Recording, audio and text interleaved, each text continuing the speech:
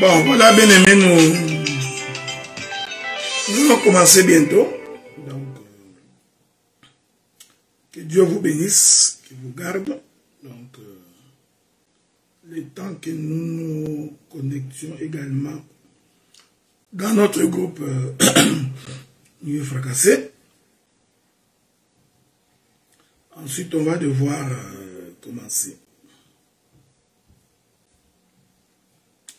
Bon, allons-y. Voilà. Bien-aimés frères et sœurs, nous vous saluons dans le précieux nom du Seigneur. Vous tous, frères et sœurs, ministres de la parole,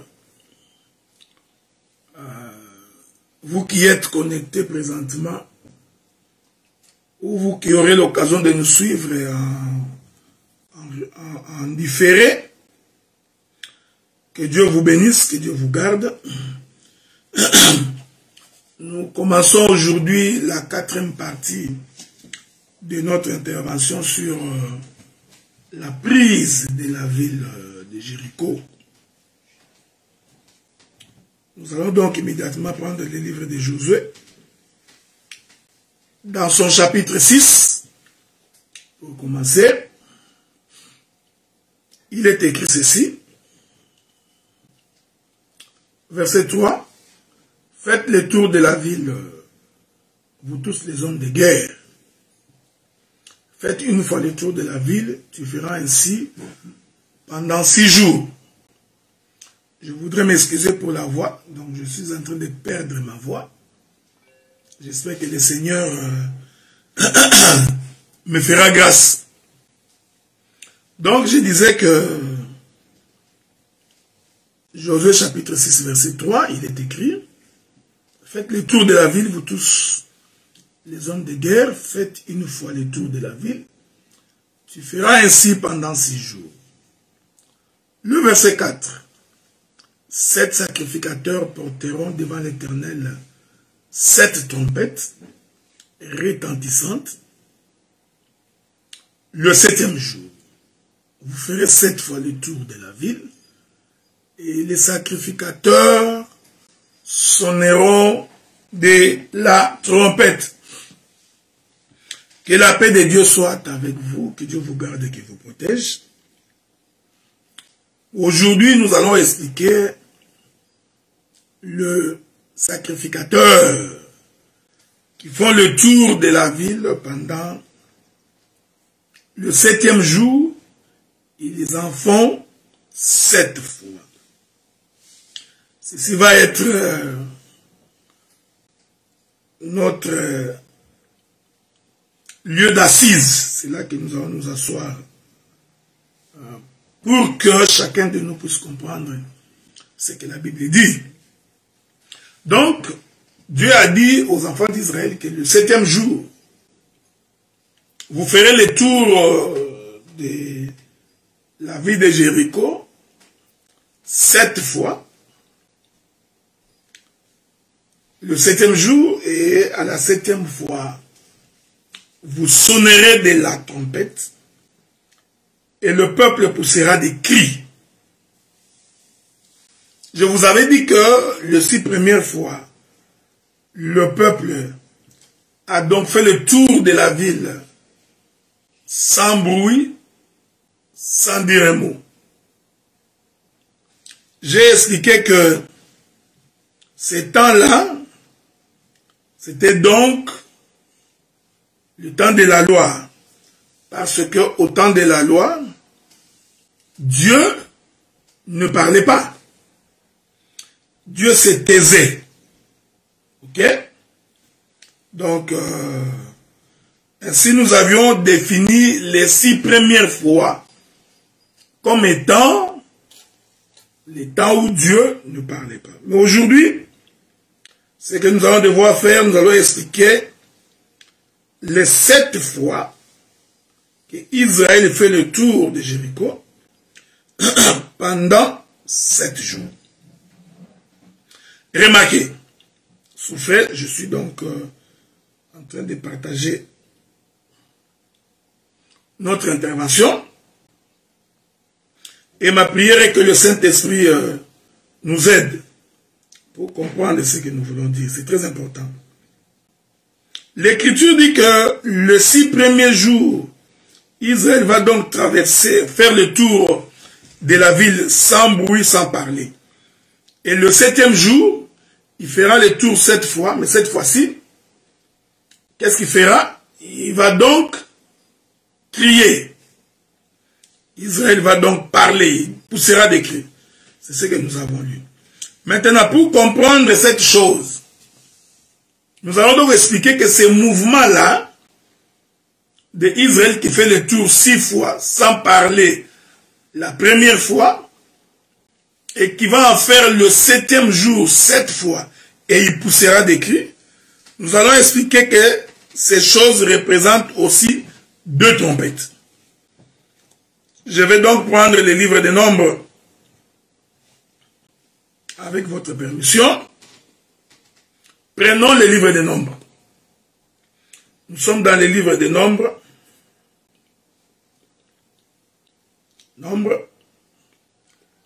Nous allons faire de notre mieux pour lire le chapitre 10, je crois. À moins que je ne me trompe, mais ça devrait être le chapitre 10. Souffrez, hein? Ça devrait être le chapitre 10. Je suis en train de chercher cette écriture-là pour vous. Nombre,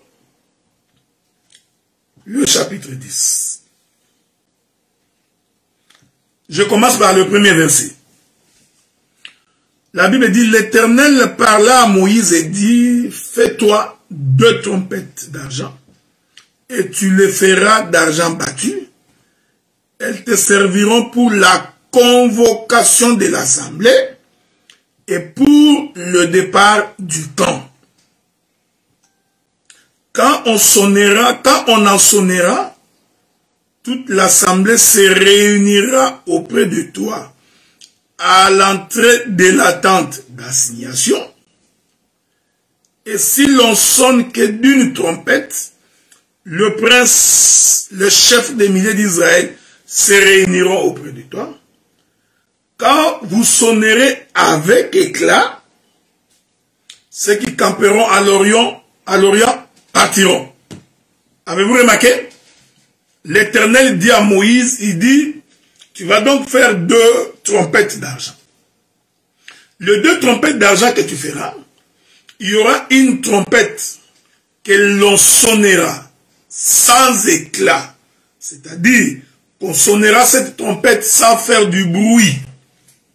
Cette première trompette servira donc au rassemblement du peuple. Ensuite, il y a une deuxième trompette. La deuxième trompette, c'est la trompette du départ. Et cette trompette-là va être sonnée avec éclat. Que la paix de Dieu soit avec vous. Donc, nous expliquons les 6 premiers jours où Israël fait le tour de la ville. Remarquez? Je disais donc, les 6 premiers jours où Israël fait le tour de la ville sans bruit. Il fait le tour, nous disons qu'en réalité, les 6 premiers jours que Israël fait le tour sans bruit, va donc représenter la trompette de rassemblement. Et cette trompette de rassemblement devrait se faire sans éclat, c'est-à-dire sans bruit. C'est pourquoi le peuple a donc fait le tour les 6 premiers jours une fois, mais tout en restant silencieux. Donc, ces 6 tours-là, c'est une trompette de rassemblement. Mais la Bible dit, le 7e jour, Israël fera le tour 7 fois, le 7e jour. Ensuite, le sacrificateur sonneront de la trompette, et Israël poussera des cris, et il entrera dans la ville de Jéricho. Donc, cette trompette qui est sonnée avec éclat, le 7e jour, cette trompette va représenter donc la deuxième trompette selon Nombre chapitre 10. Donc, c'est la trompette du départ. Que la paix de Dieu soit avec vous. Donc, la première trompette, c'est la trompette de rassemblement, que je suis en train de résumer par le 6 premiers jours, au cours duquel Israël fait le tour de Jéricho sans parler. C'est une trompette qui est sonnée, mais sans éclat. Et le 7e jour, Israël fait le tour de la ville 7 fois, et le sacrificateur vont donc sonner de la trompette, et le peuple poussera des cris. Nous disons que cette deuxième trompette qui est sonnée le 7e jour, et qui se suit des cris du peuple, c'est la trompette qui doit être sonnée avec éclat. Et la paix de Dieu soit avec vous. Comme dans mes habitudes, nous allons faire un petit détour dans le jardin pour confirmer ce que nous disons. Prenons le livre de Genèse. Nous allons prendre les livres de Genèse, parce qu'avec les Écritures, c'est plus facile de comprendre ces choses. Nous prenons le livre de Genèse. Nous prenons les livres de Genèse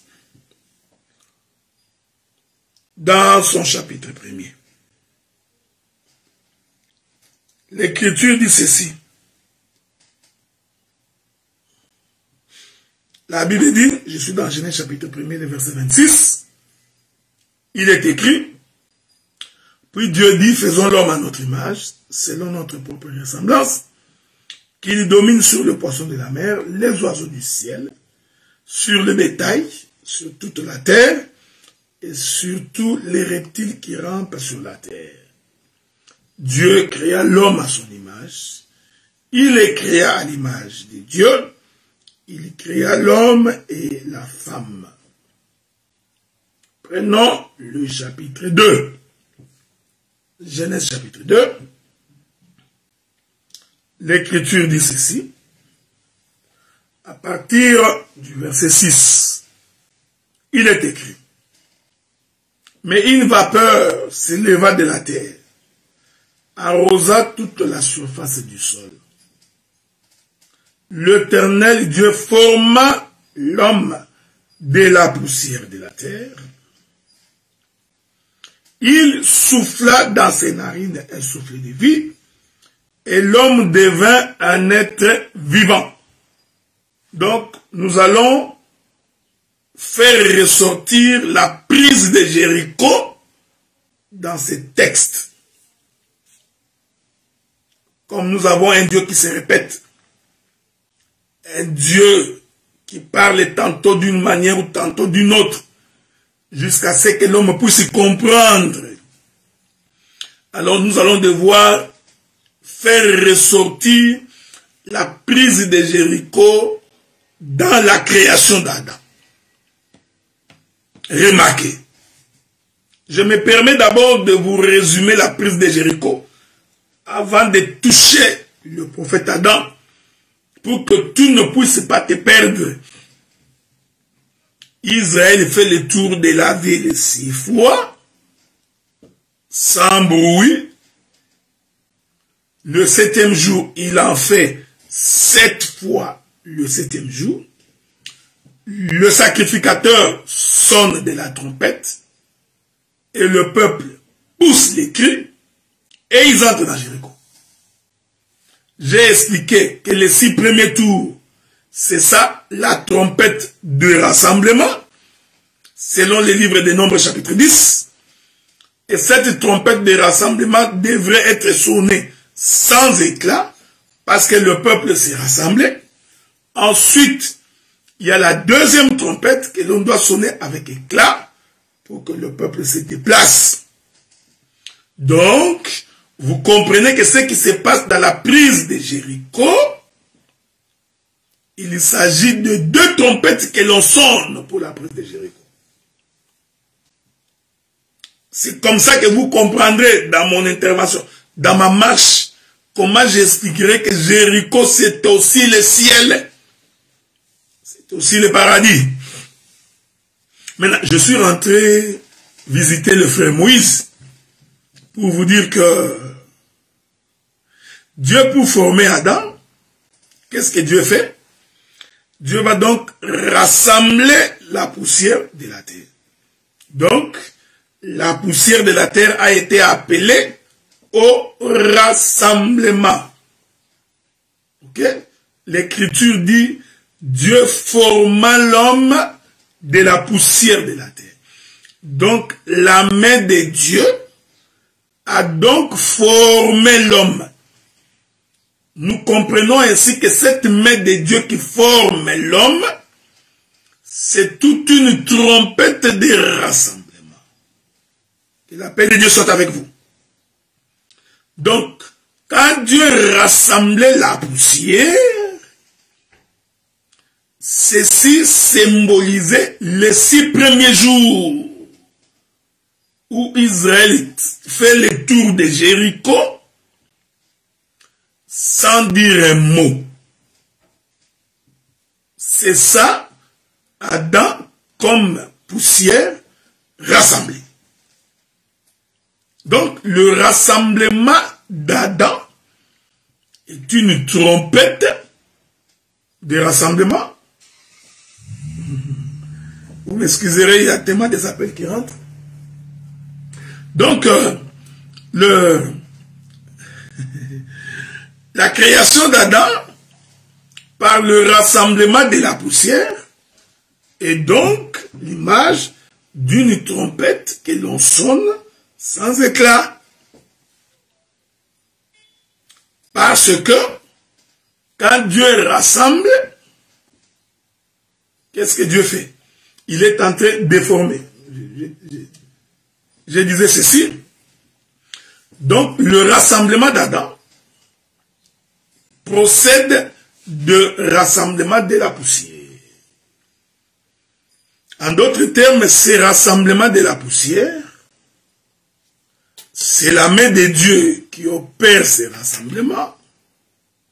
Et ces rassemblements est fonction d'une trompette qui a été sonnée. Donc nous comprenons que quand Dieu créait Adam, Dieu sonnait de la trompette. Ok? Et cette trompette, c'est une trompette de rassemblement. Cette trompette est une trompette qui doit être sonnée sans éclat. Tout comme Israël qui fait le tour de Jéricho sans dire un mot. Mais l'écriture que nous avons lue avec vous nous renseigne que une fois que le corps d'Adam est rassemblé, qu'est-ce que Dieu fait? Dieu va donc souffler dans Adam. Nous disons, le souffle de Dieu dans Adam, ça c'est la trompette qui est sonnée avec éclat. Parce que la trompette que l'on sonne avec éclat, c'est pour que le peuple se déplace, pour que le peuple se mette en mouvement. Mais le peuple ne peut pas se mettre en mouvement sans crier. Et Dieu vous bénisse. Voyez? Donc, Israël est entré dans Jéricho en poussant des cris. Ces cris-là, c'est ce que nous expliquons par la trompette que l'on sonne avec éclat. Voyez-vous? Et cette trompette qui est sonnée avec éclat est donc sonnée le 7e jour. Que Dieu vous bénisse. Donc, les 6 premiers jours, nous disons, c'est un rassemblement silencieux. Donc, c'est la trompette que l'on sonne sans éclat. Ainsi, pour entrer dans les repos de Dieu, parce que les repos de Dieu, c'est le 7e jour, il faut que tu entres en poussant des cris. Il faudrait qu'il y ait une trompette qui sonne avec éclat. Et par les cris, tu vas entrer dans les repos. Avez-vous remarqué ça? Or, ce qui rassemble la poussière, c'est la parole. Je vais prendre une écriture. Que Dieu vous bénisse. Nous allons donc prendre une écriture pour que chacun de nous puisse bien nous faire, bien nous comprendre. Parce que c'est la main de Dieu qui forme l'homme. C'est la main de Dieu qui rassemble la poussière de la terre. C'est la main de Dieu qui donne la forme à l'homme. Je ne sais pas si je vais vous trouver ces écritures-là. Vous allez souffrir avec moi pendant un temps. Le temps que je vous trouve cette écriture-là. Je suis dans le livre des psaumes. Je prends le livre des psaumes. Psaume chapitre 18. Verset 17. L'écriture dit, il a étendu, c'est ça? Non. Il a étendu sa main d'en haut, il me saisit, et il me retira des grandes eaux. Ok? Je répète ça. Il a étendu sa main d'en haut, il me saisit, et il me retira des grandes eaux. Ici, le psalmiste David nous fait comprendre que quand la terre était sortie des eaux le 3e jour, quand vous lisez Genèse, Genèse vous dit tout simplement que Dieu appela la terre des eaux. Mais le psalmiste vient expliquer que cet appel-là de Dieu consiste par le fait que Dieu a étendu sa main. Que l'appel de Dieu soit avec vous. Donc, la main étendue, c'est cette main qui est allée retirer la terre qui était dans l'eau. Or, cette main qui retire la terre qui est dans l'eau, c'est ça le ministère. En d'autres termes, c'est le ministère qui procède au rassemblement. C'est la parole qui appelle les hommes au rassemblement. Que la paix de Dieu soit avec vous. Donc, vous voyez, Moïse présente la chose comme un prophète. Il dit tout simplement que le 3e jour de la création, Dieu appela la terre des eaux. Donc, si nous voulons rester avec Moïse, nous pouvons dire que Moïse a vu Dieu ouvrir sa bouche et appeler la terre. En d'autres termes, Dieu a prêché. Dieu a annoncé la parole. Dieu a dit à la terre, sors des eaux. La terre a écouté et la terre est sortie des eaux. Cette terre-là qui est en train de sortir des eaux, c'est ce que nous expliquons par le rassemblement. C'est ça que nous expliquons par les 6 premiers jours où Israël fait le tour de Jéricho. Mais David, lui, vient nous dire, en réalité, Dieu, quand il a appelé la terre des eaux, il a donc étendu sa main. Donc, nous pouvons conclure que la bouche de Dieu, la parole de Dieu, c'est sa main. Est-ce que vous comprenez ça? Donc, quand Dieu parle, il parle au travers de sa main.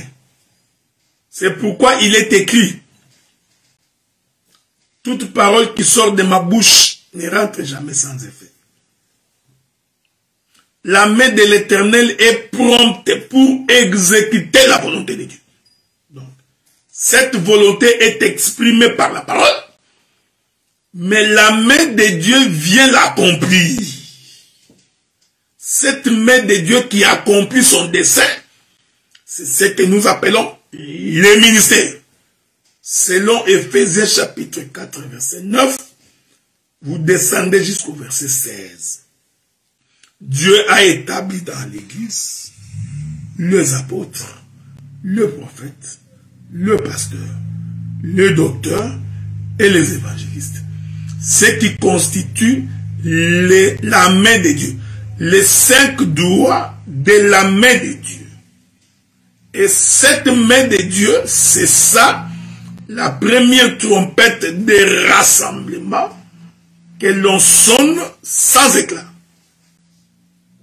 C'est pourquoi Israël a fait le tour de Jéricho pendant 6 jours sans un mot. Parce que c'était la trompette des rassemblements, laquelle trompette s'est sonnée sans éclat. Avez-vous remarqué? J'ai ramené ces choses dans le corps d'Adam pour dire, quand Dieu rassemblait la poussière pour créer Adam, Dieu a donc procédé au rassemblement de la poussière. Et ce rassemblement s'est fait au moyen de sa main, laquelle main de Dieu est donc en réalité sa parole. Souffrez que je ramène ces choses sur le plan doctrinal. Je voudrais dire, quand nous prêchons l'évangile comme ça, maintenant et aujourd'hui, prophétiquement, nous sommes en train de tourner la ville de Jéricho. Nous sommes en train de sonner la trompette des rassemblements. C'est pourquoi quand vous entendez sa voix, n'endurcissez pas votre cœur. Parce que la grâce de Dieu est encore possible pour celui qui croit. La grâce n'est grâce que pour celui qui l'accepte. Est-ce que vous remarquez cette chose? Donc, réalisez donc avec nous et avec l'aide du Saint-Esprit que c'est la main de l'Éternel qui a tiré la terre des eaux. Ainsi, Moïse l'a vu comme un prophète. David va voir cette chose comme un apôtre et comme un évangéliste. Je vais relire cette écriture du psaume parce que je l'ai aimé, cette écriture-là. J'ai relis cet psaume, je m'excuse beaucoup, c'était que l'écriture, psaume 18 ou 19, je crois. Je vais relire ça pour vous. Psaume 18, verset 17. Il est écrit, il étendit sa main d'en haut. Il me saisit et me retira des grandes eaux. Voyez-vous? Ici, le prophète David, il n'a pas vu la création comme un prophète. Non. Ici, il présente la création comme un apôtre et comme un évangéliste. Parce que c'est à l'apôtre et à l'évangéliste d'aller retirer l'homme dans le monde. Le ministère qui retire l'homme dans le monde, c'est l'apostolat et c'est l'évangéliste. Donc ici, David, au lieu de voir que Dieu a appelé la terre des eaux, que Dieu soit avec vous, au lieu de considérer que Dieu a seulement appelé la terre des eaux, non, David lui voit que Dieu a étendu sa main du haut des cieux. Qu'est-ce que je voudrais dire? Je voudrais dire que Dieu était resté dans les cieux, mais les bras de Dieu étaient tellement longs jusqu'à ce que sa main est allée dans le profondeur des eaux. Que Dieu vous bénisse. Que Dieu vous bénisse. Je répète ça. C'est comme ça que David voit ça. Il dit que Dieu a étendu sa main. Donc, il y a eu un moment où Dieu a gardé sa main. Nous disons que le temps où Dieu garde sa main, c'est le temps où Dieu est dans l'éternité. Maintenant, comme Dieu voulait sauver l'homme qui était dans les grandes eaux, qu'est-ce que Dieu fait? Dieu va donc étendre sa main. Donc, la main étendue de Dieu, c'est ce que nous appelons les fils. Les fils, c'est donc la main de Dieu étendue. Quand Dieu dit à Moïse, j'ai entendu, j'ai vu la souffrance de mon peuple. J'ai entendu les cris que leur font pousser leurs oppresseurs. Je suis descendu. Faites attention. Dieu descendre, en réalité, il avait tout simplement étendu sa main. Voyez? Donc, il peut à la fois être au ciel et sur la terre. Parce que ma main, c'est toujours moi. Écoutez, frère, vous ne pouvez pas séparer ma main de ma personne. Donc, moi, de là, ma main, c'est moi. Donc, l'éternel Dieu,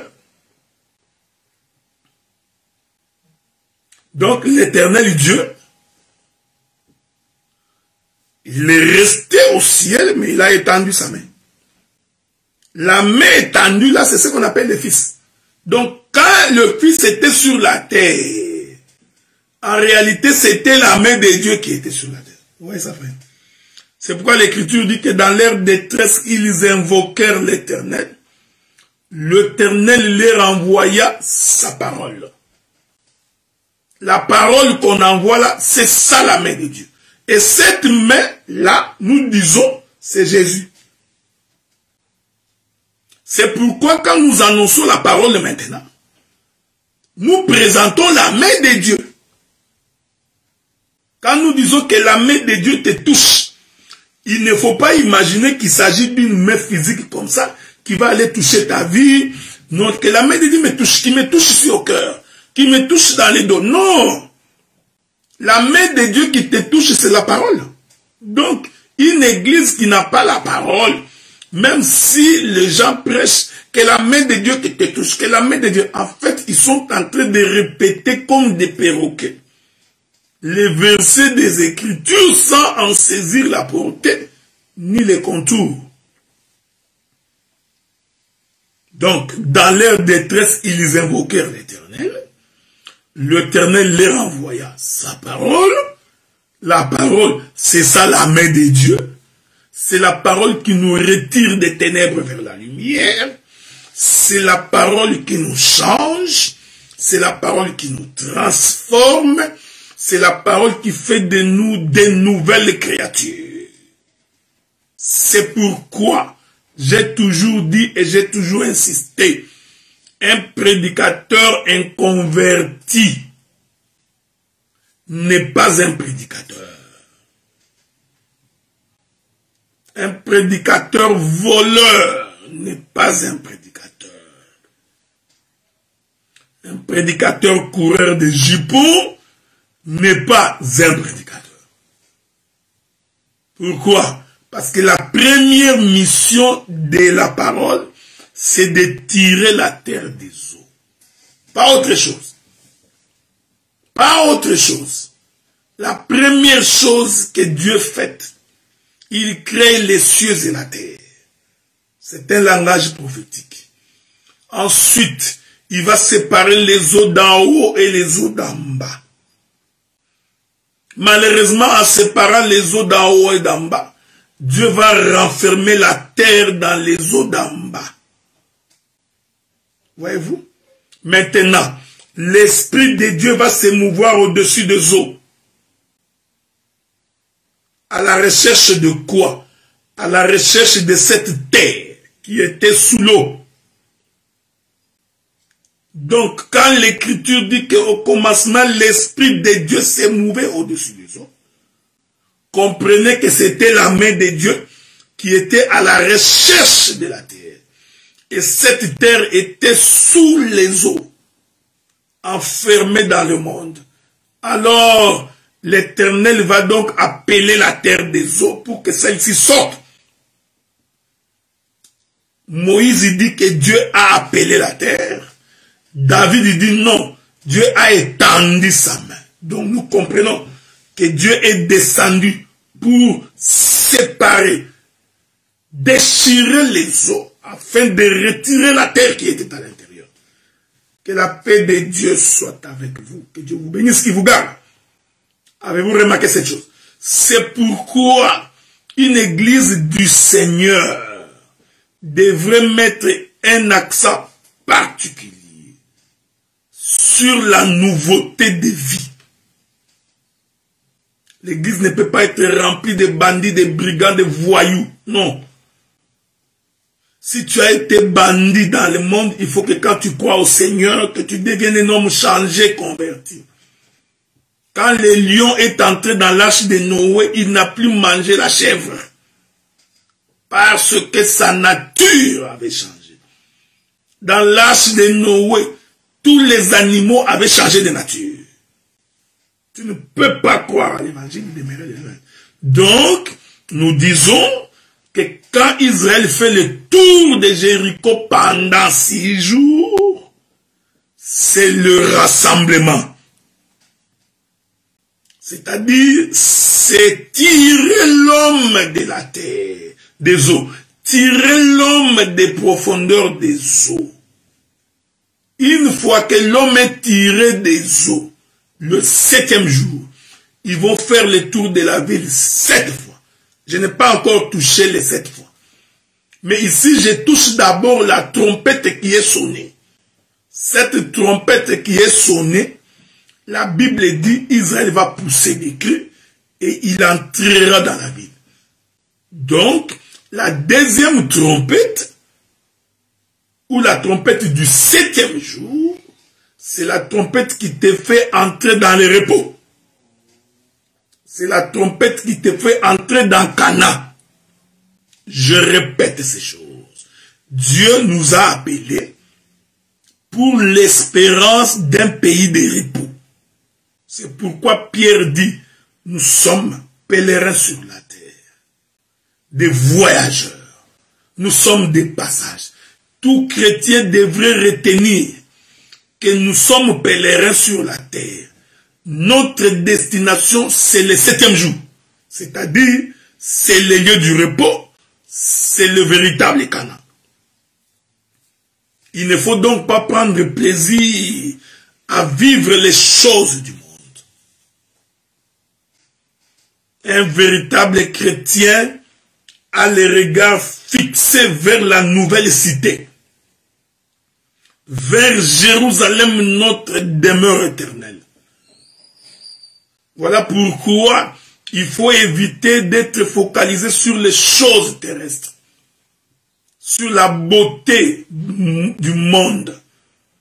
L'homme se soucie pour de l'argent, il se soucie pour les vêtements, il se soucie pour son apparence, il se soucie pour son travail, plus que se soucier pour Dieu. Non, bien-aimé dans le Seigneur. L'homme devrait avoir les soucis permanents d'entrer dans le repos. C'est pourquoi j'ai dit, quand l'Éternel souffle dans Adam, Adam devint un être vivant. Le souffle de Dieu là, c'est la trompette que l'on sonne avec éclat. C'est ça le cri du peuple. Parce que dès que le souffle est entré dans Adam, Adam est devenu un être vivant. Voyez-vous? Donc nous avons ici 2 temps avec Adam. Il y a le temps de son rassemblement, comme la poussière rassemblée. Ensuite, il y a le temps où Adam se met en mouvement. Il ouvre sa bouche et commence à donner les noms aux animaux. Ce deuxième temps-là, nous expliquons que c'est le 7e jour où Israël fait le tour de la ville 7 fois. Que la paix de Dieu soit avec vous. Je m'excuse. Je m'excuse. Que la paix de Dieu soit avec vous. Voilà pourquoi humblement, bien-aimés dans le Seigneur, nous nous permettons de rappeler au Fils du royaume que la raison de notre rassemblement, c'est pour que nous partions. Nous nous rassemblions, d'abord nous quittons le monde. Nous nous séparons des eaux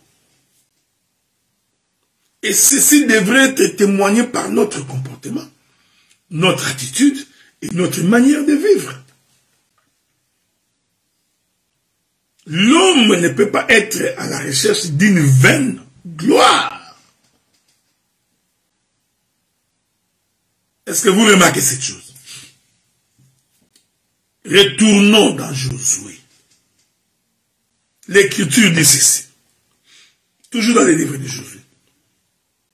L'Écriture dit, le 7e jour, Israël va faire le tour de la ville 7 fois. Prenons quelques éléments des Écritures pour attester de cette chose. Souffrez avec moi, parce que je vous donnerai beaucoup d'éléments aujourd'hui. Je suis en train de parler calmement parce que je suis en train d'enseigner. Ok? Voilà, nous allons prendre une écriture. Ce sont des écritures que vous connaissez, mais nous allons devoir en donner l'intelligence aujourd'hui. Il est écrit ceci. Je suis dans les livres de Matthieu chapitre 18. Nous prenons Matthieu chapitre 18. Nous allons commencer par le verset 21. Matthieu chapitre 18, verset 21. Lisons. Alors Pierre s'approcha de lui et dit, Seigneur, combien de fois pardonnerai-je à mon frère lorsqu'il péchera contre moi? Serait-ce 7 fois? Ok? Ça, c'est Pierre qui pose la question. Si mon frère pêche contre moi 7 fois dans un jour, combien de fois pardonnerai-je à mon frère? Je voudrais que vous fassiez très attention. Il faut faire très attention. Le péché ici, c'est un péché d'un frère vis-à-vis de notre frère. C'est très important. Hein? Que Dieu vous bénisse. Pierre a dit, combien de fois pardonnerai-je à mon frère? J'aime ça. Donc, il pardonne à mon frère. Donc, le pardon est pour les frères. Ok? Je me suis toujours posé la question, où sont les apôtres? Des fois, nous faisons leur travail, c'est pas mauvais, parce que le ministère n'a pas de limite. Nous pouvons quelquefois visiter les chambres des autres et sortir en paix. Nous n'allons pas bousculer le meuble. Écoutez-moi ça, écoutez-moi ça. Pierre s'approcha de Jésus et lui dit, Seigneur, combien de fois pardonnerai-je à mon frère? Donc ici, le pardon ne concerne pas les païens. Le pardon ici ne concerne pas l'étranger. Le pardon concerne le fait qu'un frère a péché contre son frère. Jésus lui dit, je ne te dis pas jusqu'à 7 fois, mais jusqu'à 70 fois 7. Que la paix de Dieu soit avec vous. Le pardon ici, c'est 70 fois 7. Bon, je ne sais pas où est-ce que j'ai mis mon stylo. Je ne le retrouve pas ici, sinon on allait faire quelques petits calculs. C'est pas grave. Précisons. Donc celui qui pêche 7 fois contre son frère, ce n'est pas toi et moi. Bon, prenons ça de façon naturelle. Donc, je viens, je te vole l'argent. J'ai péché contre toi. Mon frère, pardonne-moi, tu me pardonnes. Je retourne demain, je vole encore l'argent. Mon frère, pardonne-moi. 7 fois, je veux qu'on a te volé l'argent. Je ne suis pas ton frère. Il est merveilleux. Vous comprenez que Dieu ne parlait pas de ces péchés-là. Si j'ai entendu déjà ici, la Bible dit, tu pardonneras à ton frère 70 fois, 7 fois. Oh! Pourquoi moi devais-je pardonner à mon frère quand il n'a pas péché contre moi? Je vais prendre un exemple. Toi, tu prends la femme de ton frère. Tu couches avec. Donc, s'il y a quelqu'un qui doit te pardonner 70 fois, 7 fois, ça devrait donc être celui auprès de qui tu as pris la femme. Donc, moi, ça ne me concerne pas. Ne me demandez-moi pas de te... Que la paix de Dieu soit avec vous. Hein? Donc, celui qui pêche, il pêche contre son frère. Or, pour que quelqu'un pêche contre son frère, il faut nécessairement qu'il y ait une loi qui fait en sorte que celui qui a péché contre son frère, qu'il ait transgressé cette loi. Maintenant, vous comprenez que ici, Dieu parlait à Adam. Je rentre dans la création. J'ai l'habitude d'entrer dans les jardins et de revenir de temps en temps visiter la terre. Ensuite, je rentre dans les jardins, je viens visiter la terre, je rentre dans les jardins, je viens visiter la terre. Je rentre donc dans les jardins.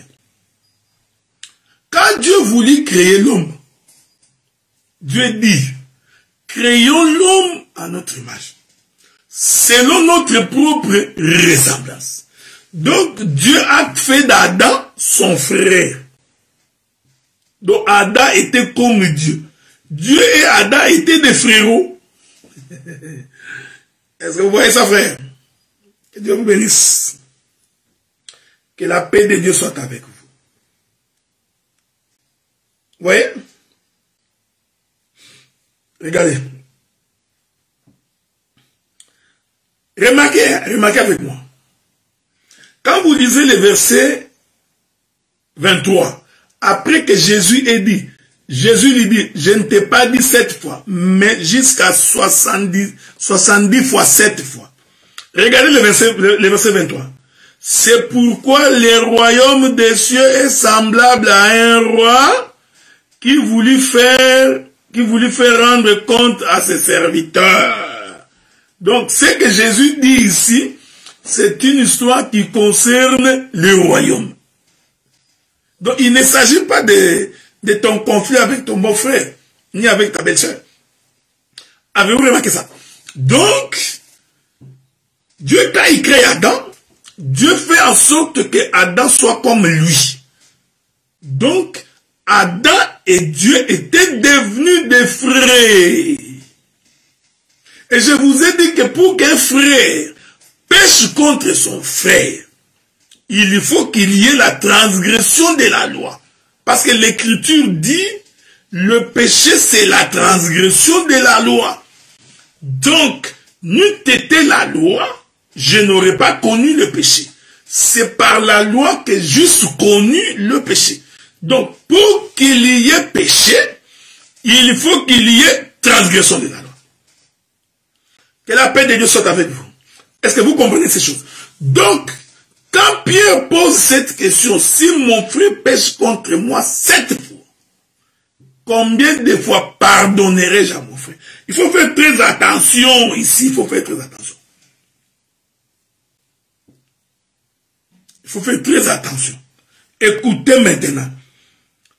Oh, celui à qui Dieu a donné la loi, c'est Adam. Il dit à Adam, tu mangeras de tous les fruits des arbres du jardin. Quant au fruit de l'arbre qui est au milieu du jardin,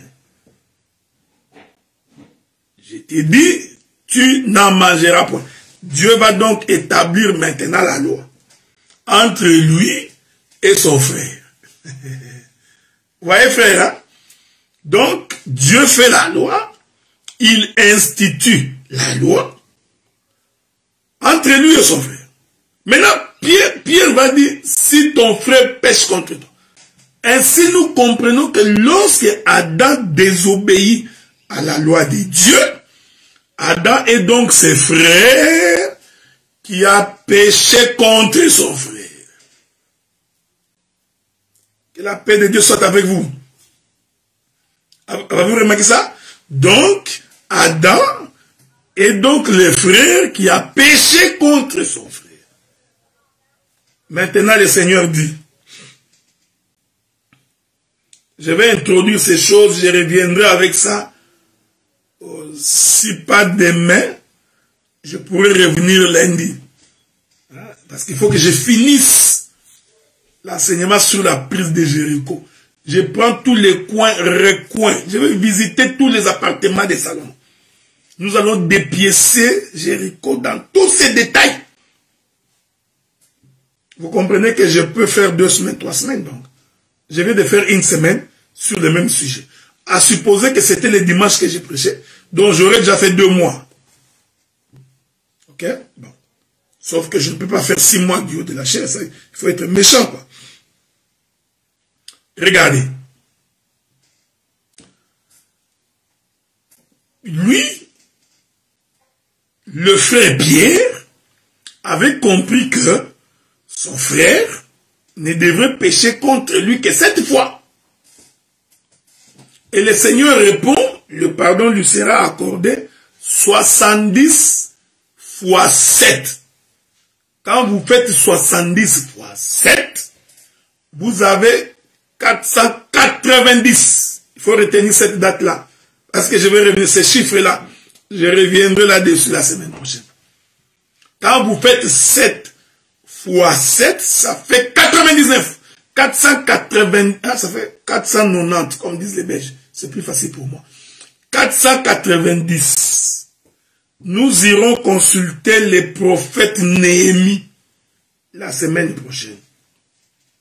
Parce que le prophète Néhémie répond à cette question.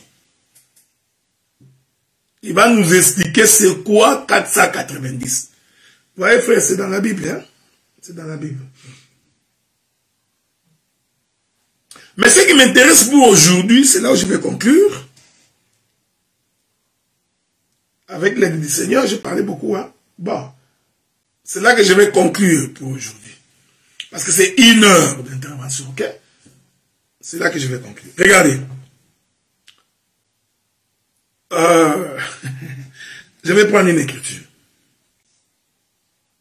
Prenons une autre écriture. Que la paix de Dieu soit avec vous. C'est Dieu qui nous inspire, qui nous rassure. Je vais prendre le livre de Lévitique.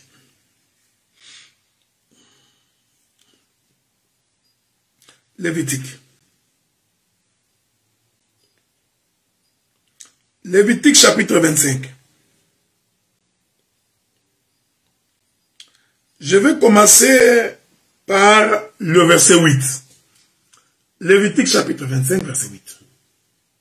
Tu compteras 7 sabbats d'année. Okay? Ne vous en faites pas, j'avais expliqué, non? 7 jours, c'est 7 ans. J'avais déjà expliqué ces choses-là. Okay? Il fallait consulter mes précédentes interventions. J'ai expliqué que 1 semaine, c'est 1 année. Donc, l'écriture dit, tu compteras 7 sabbats d'année. 7 fois 7 années. Ok? Que la paix de Dieu soit avec vous. Le 7e jour, Israël va faire le tour de la ville 7 fois. Donc, il a fait le 7e jour fois 7. Maintenant, je consulte Moïse pour me rassurer que je suis sur le bon chemin.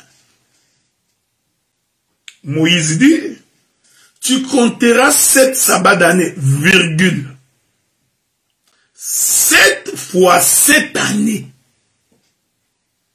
Le jour de ces 7 sabbats d'année feront 49 ans. Que la paix de Dieu soit avec vous. Je gardais les 499. Ça, je vais les toucher la semaine prochaine. Souffrez que demain je prenne une pause. Donc lundi je reviendrai.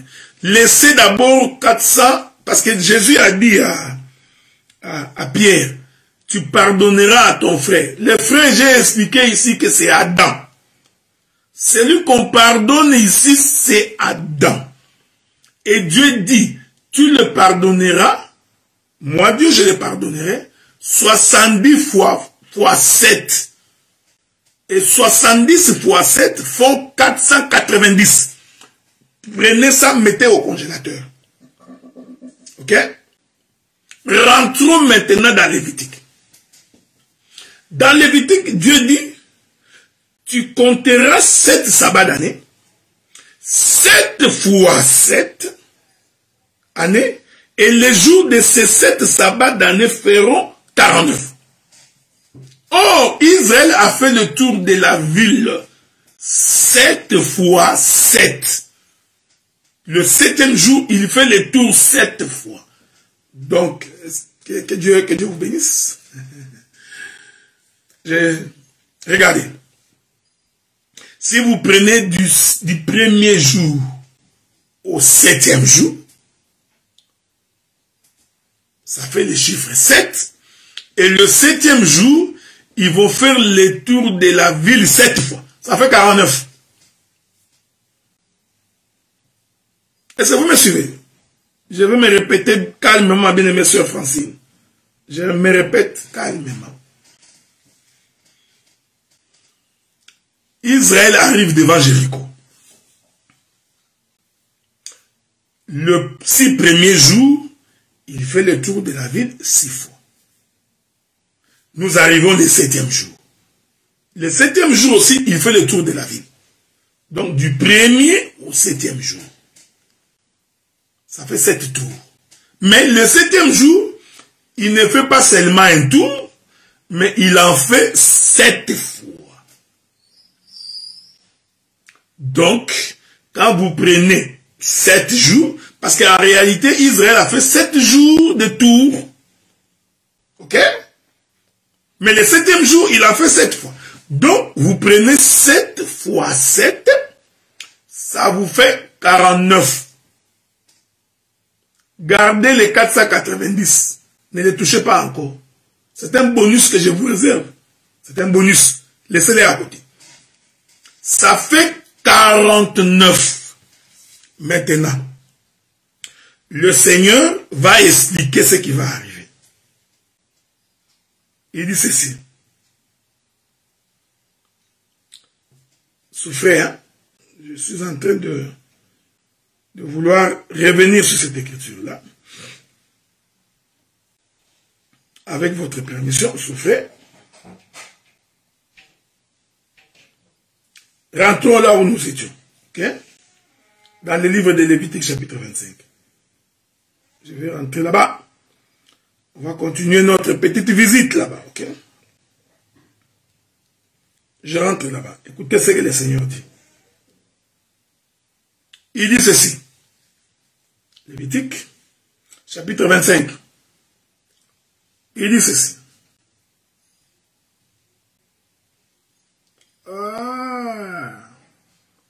Voulez-vous que je rentre? Je rentre d'abord au verset 8. Nous l'avons déjà lu. Maintenant le verset 9.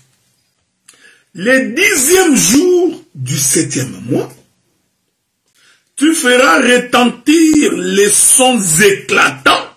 Est-ce que vous me suivez? Que la paix de Dieu soit avec vous. C'est ça, les doctorats. C'est ce qu'on appelle enseigner. Écoutez. Le 10e jour du 7e mois, tu feras retentir les sons éclatants des trompettes. J'aime ça. Je vous avais dit, les 6 premières fois que Israël fait le tour de la ville, je m'excuse, je fais tomber mon jeu. Les 6 premiers jours où Israël fait le tour de la ville, Israël ne parlait pas. C'était le moment de silence. Et l'Écriture dit, le 7e jour, il fera le tour de la ville 7 fois. Mais cette fois-ci, les sacrificateurs sonneront de la trompette et le peuple poussera des cris. Donc, le premier temps, silence. Le deuxième temps, Israël parle. Il écrit. Je crois qu'avant-hier, j'ai expliqué ça dans la mutété de Zacharie. Quand j'ai expliqué pourquoi Zacharie était mioué, je me suis attelé là-bas pendant longtemps. J'ai expliqué que Zacharie lui-même était deux trompettes. Zacharie, c'était une trompette miouette. C'est ça, Israël qui fait le tour de la ville pendant 6 jours sans bruit. Mais quand le fils est né, Zacharie ouvre sa bouche et parle. C'est la trompette sonnée avec éclat. Ça, je crois que j'en avais déjà parlé. Ici, maintenant, regardez ce que Moïse nous apprend. Moïse était un homme intelligent. Moïse explique que après 7 fois 7, ça fait 49. Qu'est-ce que vous ferez? Le 10e jour du 7e mois, tu feras retentir les sons éclatants. Donc, nous comprenons que c'est la trompette que l'on sonne avec éclat. Oh, je vous ai dit, quand on sonne la trompette avec éclat, c'est pour que le peuple se mette en mouvement. C'est pour que le peuple se déplace. Que la paix de Dieu soit avec vous. Que Dieu vous bénisse.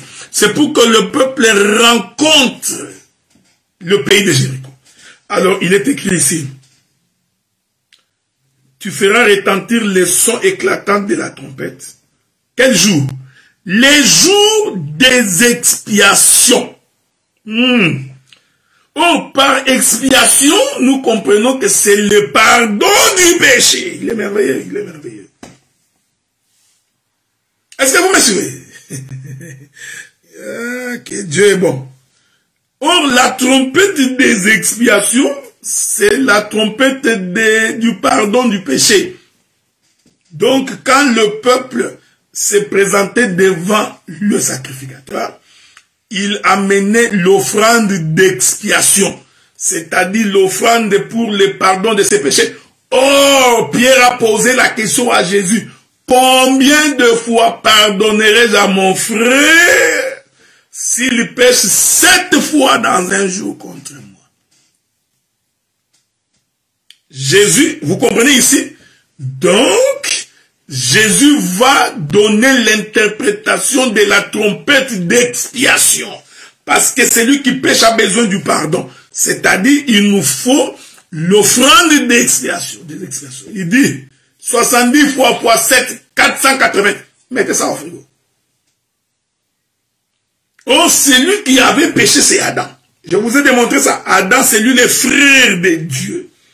Il a péché maintenant pour que Dieu le pardonne. Dieu ne peut pas le pardonner comme ça. Il faut qu'il y ait l'offrande des expiations. Cette offrande des expiations, Moïse l'explique par la trompette des expiations. Que la paix de Dieu soit avec vous. Que Dieu vous bénisse. Que Dieu vous garde. J'ai fini. J'ai fini. J'ai fini, hein. Je ne peux pas déborder. Bon, je vais conclure pour aujourd'hui. Il est écrit. J'aime ça. Le 10e jour du 7e mois, tu feras retentir le son éclatant de la trompette. Je répète cette écriture-là parce que je vais finir. Le 10e jour du 7e mois, tu feras retentir les sons éclatants de la trompette. Le jour des expiations. Vous sonnerez de la trompette dans tous les pays. Ces jours-là, les jours des expiations. La trompette sonnera dans tous les pays. L'écriture dit, vous sanctifierez la 50e année et vous publierez la liberté dans les pays. Pour tous ses habitants, ça sera pour vous les jubilés. Chacun de vous retournera dans sa propriété. Chacun de vous retournera dans sa famille. Il est merveilleux. Adam, le frère de Dieu, il a transgressé la loi de Dieu. Il pécha contre l'Éternel. Voyez-vous, il a péché 7 fois dans un jour contre Dieu. Dieu va les chasser. Maintenant, pour que Dieu les récupère, il faut qu'il y ait le jubilé. Or, pour qu'il y ait jubilé, il faut qu'il y ait 7 fois 7. Donc 7 années fois 7 pour faire 49. Dès que la 49e année est totalisée, nous entrons automatiquement dans les cinquantenaires. Je vais y arriver. Parce que les cinquantenaires, c'est ça le repos. Que Dieu vous bénisse. Donc, mais pour que tu rentres dans ces repos-là, c'est-à-dire pour entrer dans Jéricho, il faut qu'il y ait la trompette des expiations. Une fois que la trompette des expiations est sonnée, nous proclamons le jubilé. Chacun de nous rentre dans sa propriété. Donc, Adam doit rentrer dans le jardin.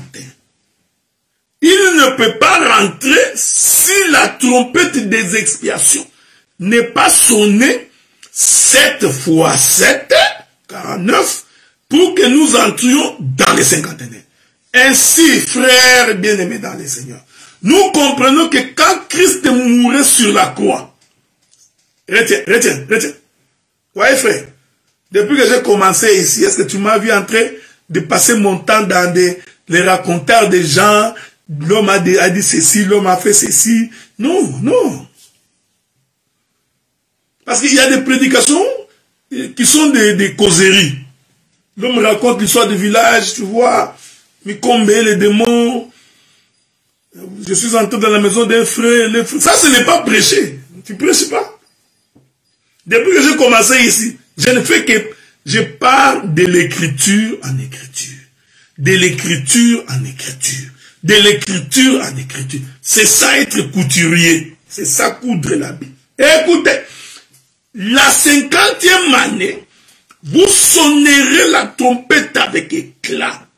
Et cette trompette avec éclat sera la trompette des expiations pour permettre à chacun de retourner dans son territoire, dans sa famille, dans sa propriété. Personne ne peut rentrer au ciel si la trompette des expiations n'est pas sonnée. Ainsi, nous comprenons que quand Jésus était sur la croix, quand Jésus avait crié, Eli, Eli, Nabasabakatani. Mon Père, pourquoi m'as-tu abandonné? Vous comprenez que c'était la trompette des expiations. Il est merveilleux. C'était la 50e année. Ne vous en faites pas, je reviendrai. Je vais revenir. J'ai beaucoup d'éléments, je vais revenir, je ne suis pas pressé. Tu ne sortiras pas d'ici sans saisir la pensée de l'écriture. Et tu comprendras que le Seigneur nous a fait ces privilèges, ces dons d'expliquer les Écritures et de les expliquer avec précision. Est-ce que vous comprenez? Donc quand Jésus, parce que c'était lui la trompette des expiations, vous allez voir, j'expliquerai que Jésus sur la croix, c'était la 50e année, soyez en paix, j'expliquerai. C'était le 7e jour où Israël fait le tour de Jéricho 7 fois. Les trompettes sonnent et le peuple pousse des cris. Cette trompette d'expiation, c'est ce qui est arrivé sur la croix. Jésus est sur la croix. J'aime ça, parce qu'il était en train de pardonner son frère. C'est lui qui a péché contre lui. C'est ça. Ça, il ne peut pas le pardonner. Jésus prophétisait sur sa mort. Quand il disait à Pierre, c'est 70 fois 7 qui te pardonnera. Je vais revenir. Je préfère ne pas dire que j'ai fait tomber les zéros. Non, je n'ai pas fait tomber les zéros. Je reviendrai pour expliquer 490. Regardez mes affaires. Remarquez. Donc quand Jésus est en train de crier sur la croix, Eli, Eli, Nabasabakatan, c'est-à-dire, mon Dieu, pourquoi m'as-tu abandonné? La Bible dit, et il poussa des cris. On va lire ça. Je vais lire ça pour te faire plaisir. Que tu te plaises dans le Seigneur. Que ceci te donne le goût de l'évangile. Que ceci te donne le goût de la parole. Si avec des choses comme ça, tu n'aimes pas la parole, c'est que tu es vraiment un homme maudit.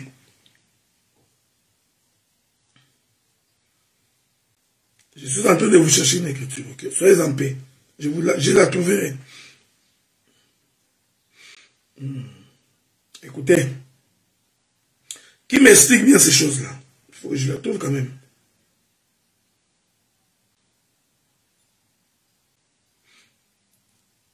Je cherche une écriture. Souffrez, hein? C'est là où Jésus a dit, mon Père, pourquoi m'as-tu abandonné? Bon, je ne l'ai pas encore trouvé, mais je vais le trouver. Soyez en paix, soyez en paix. C'est là qu'on va finir. J'ai appris que mon bien-aimé frère Roland est au Congo. Il avait perdu sa mère, donc nous lui présentons toutes nos condoléances. Okay? Nous lui présentons toutes nos condoléances. Je prends le livre de... Est-ce que c'est Jean qui nous explique ça très bien? Allons voir ce que Jean écrit. Okay? Souffrez, hein? On va voir ce que Jean écrit. Je suis dans les livres de Jean. Bon, non, pourquoi je trouve cette écriture-là? Mon bien-aimé Guilain, tu es où? Toi qui me donnes des écritures tout le temps. Pourquoi je ne vois pas ton écriture? Je ne vois pas tes... Bon, t'inquiète pas, je finirai par te trouver, même si tu fuis. Ok? Donc, je trouverai cette écriture-là. Dans les livres de Matthieu. Nous, je rentre là-bas dans Matthieu. Bon.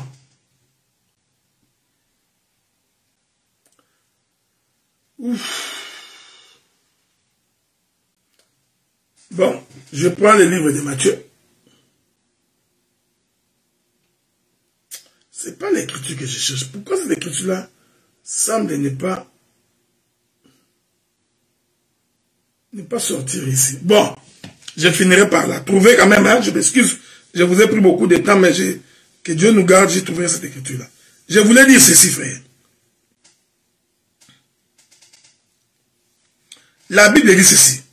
Donc, quand Jésus arrive, Matthieu 27, verset 46. Bien-aimé Rocky, que Dieu te bénisse. Matthieu 27, verset 46. Bon, rentrons là-bas. Matthieu 27, verset 46. Lisons cette écriture. Il est écrit ceci. Voilà.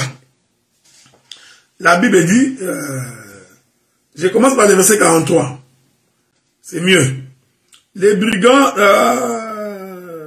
il s'est confié en Dieu, que Dieu les délivre maintenant s'il aime, car il a dit, je suis fils de Dieu.